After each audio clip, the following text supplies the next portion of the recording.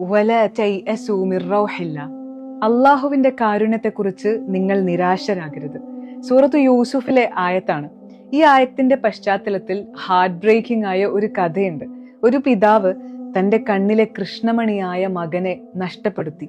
ആ പിതാവ് മകനെ ഓർത്ത് വർഷങ്ങളോളം കരഞ്ഞ് കരഞ്ഞ് അദ്ദേഹത്തിന്റെ കാഴ്ച പോലും മങ്ങിപ്പോയി.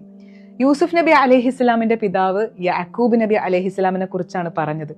ചുറ്റുമുള്ളവരൊക്കെ ആവർത്തിച്ച് പറഞ്ഞതാണ്, ആ മകൻ ഇനി തിരികെ വരില്ല. എന്നാൽ അതേ നിമിഷത്തിലാണ് യാക്കൂബ് നബി തന്റെ മക്കളോട് പറഞ്ഞത്, അള്ളാഹുവിന്റെ കാരുണ്യത്തിൽ നിങ്ങൾ നിരാശപ്പെടരുത് എന്ന്. ജീവിതം ചിലപ്പോൾ ഒരു പ്രക്ഷുബ്ധമായ കടല് പോലെയാണല്ലേ. ശാന്തമായി ഒഴുകിയിരുന്ന ജീവിതം പെട്ടെന്ന് തിരമാലകൾ തല്ലിയുടയ്ക്കുന്നത് പോലുള്ള നിമിഷങ്ങൾ നമ്മളൊക്കെയും അനുഭവിച്ചിട്ടുണ്ടാകും. പ്രിയപ്പെട്ടവരുടെ വേർപാട്, നിർമ്മിച്ച സ്വപ്നങ്ങളൊക്കെ കൺമുന്നിൽ ഇങ്ങനെ തകർന്നു വീഴുന്നത്, ശൂന്യമായ കീശ, കൂടിവരുന്ന കടബാധ്യതകൾ, വിട്ടുമാറാത്ത രോഗങ്ങൾ നൽകുന്ന ശാരീരികവും മാനസികവുമായ തളർച്ച, ഇവയൊക്കെ ഒരാളെ നിരാശയുടെ ആഴങ്ങളിലേക്ക് തള്ളിവിടാൻ പോന്നവയാണല്ലോ. അത്തരം നിമിഷങ്ങളിൽ നമുക്ക് വലിയ ആശ്വാസമേകുന്ന ഒരു ആയത്താണ് വലാ തൈഅസൂ മിർ റൗഹില്ലാ.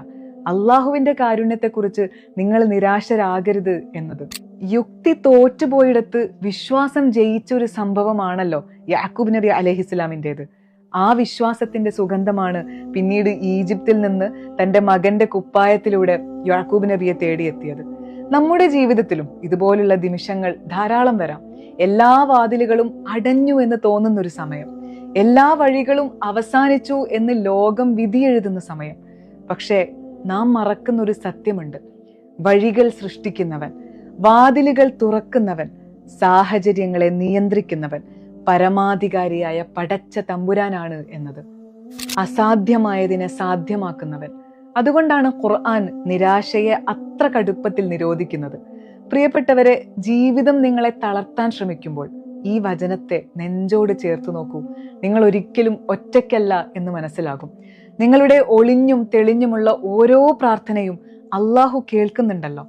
സാഹചര്യങ്ങൾ എത്ര വഷളായാലും വിശ്വാസം നഷ്ടപ്പെടാതെ സൂക്ഷിക്കുക. കാരണം ഭൂമിയിലെ കാരണങ്ങളൊക്കെ അവസാനിക്കുന്നിടത്താണല്ലോ ആകാശത്ത് നിന്നുള്ള അത്ഭുതങ്ങൾ ആരംഭിക്കുന്നത്. ഇരുണ്ട രാത്രിക്ക് ശേഷം പ്രകാശമുള്ള പുലരി വരാതിരുന്നിട്ടില്ല. ഇന്ന് നിങ്ങൾ അനുഭവിക്കുന്ന വേദന നാളെ നിങ്ങൾ പറയാൻ പോകുന്ന മനോഹരമായ ഒരു കഥയുടെ ആമുഖം മാത്രമായിരിക്കാം. അള്ളാഹുവിന്റെ കാരുണ്യം എപ്പോഴും നമ്മുടെ കൂടെയുണ്ട്.